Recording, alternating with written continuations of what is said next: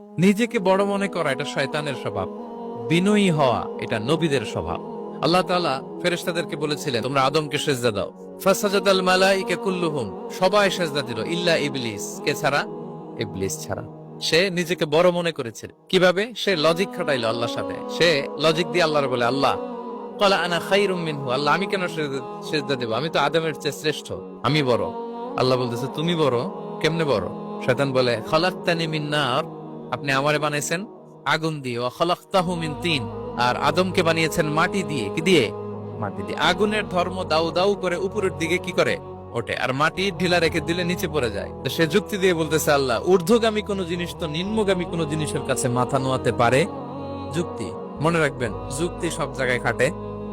আমি বড় বলার সাথে সাথে দৃশ্যপট পাল্টাই গেল। আল্লাহ বলে বের হ, তুমি অভিশপ্ত, তুমি লানত প্রাপ্ত, তোমার স্থান হবে জাহান্নাম। নিজে যাকে বড় বলে বড় সে, লোকে যাকে বড় বলে বড় সে হয়।